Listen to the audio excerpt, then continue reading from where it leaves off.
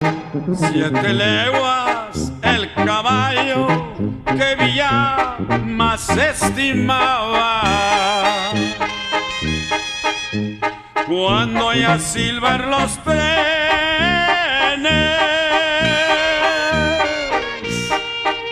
se paraba y relinchaba. 7 leguas el caballo que Villa más estimaba. En la